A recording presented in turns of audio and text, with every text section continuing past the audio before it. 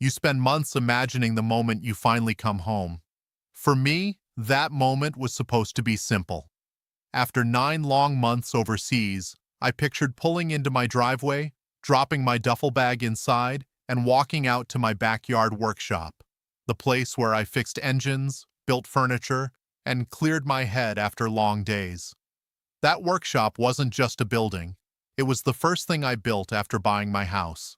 Every beam, every tool rack, every inch of that place had my sweat in it. So when I finally pulled into my driveway that afternoon, something felt wrong. At first I couldn't tell what it was. Then I looked toward the backyard, and my stomach dropped. The workshop was gone.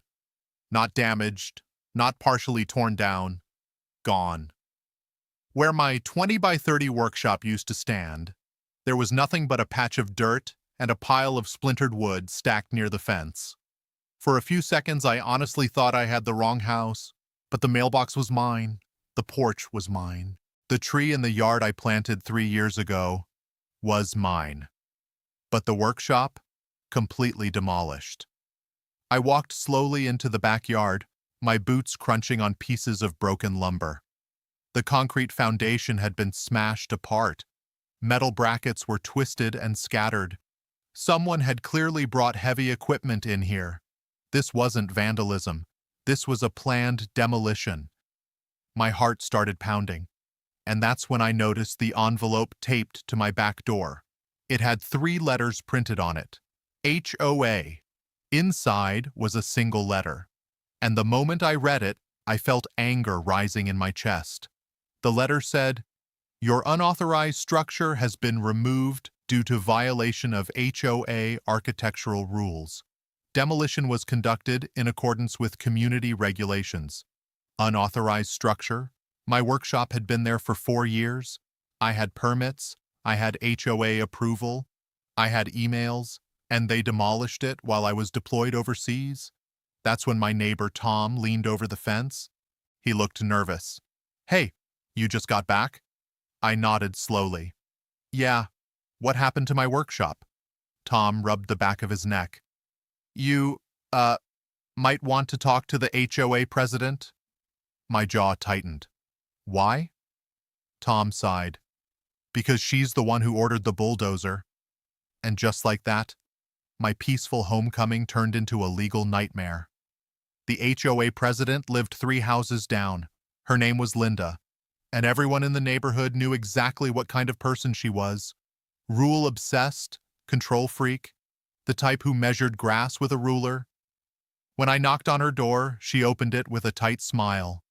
"Oh, you must be the homeowner." I stared at her. "You demolished my workshop." She crossed her arms.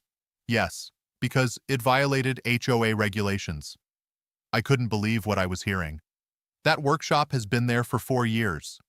She shrugged. "And it was never approved." That was when I pulled out my phone. Because luckily, I keep records. I opened the email chain from 4 years ago, right there, clear as day. HOA architectural approval, signed, stamped, approved. I held the screen up. "Does this look familiar?" Her smile faded, but instead of admitting anything, she doubled down. "Well, our records show no approval." "Then your records are wrong." She shook her head. "No, the structure was illegal. The board voted to remove it." I stared at her in disbelief. "You demolished private property while I was deployed?" She said something that made my blood boil. "You should have read the rules before building." That's when I realized something important. This wasn't a misunderstanding. This was arrogance. So I calmly said 4 words. "Okay, we'll handle it legally." Her confident smile came right back. "Good luck with that." What she didn't know was I had already called someone on the drive home. And the next morning, a lawyer showed up at my house. The lawyer's name was Mark. And within 20 minutes of looking at my documents, he started smiling. "Wow." I raised an eyebrow. "That bad?" Mark shook his head. "No." He held up the approval email. "This is legally binding." Then he pulled up county records. And your workshop had a registered building permit.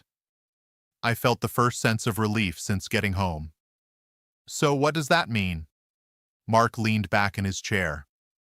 It means your HOA just made a very expensive mistake. Apparently, demolishing a legally permitted structure without notice is a huge liability, especially when the homeowner is deployed military. Within 48 hours, Mark sent a legal demand letter to the HOA, and suddenly, Linda stopped acting confident. The HOA board called an emergency meeting. Then they requested mediation.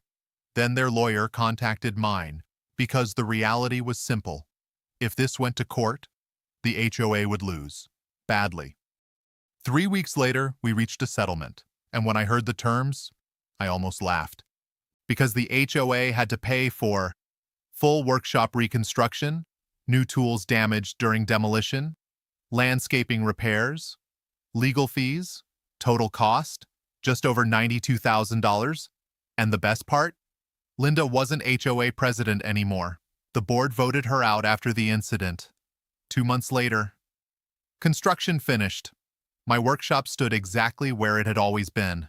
Bigger, stronger, and fully paid for by the HOA that destroyed it. Sometimes people think HOAs control everything, but they forget one thing. Rules go both ways. And when they break them, the consequences can be expensive, very expensive.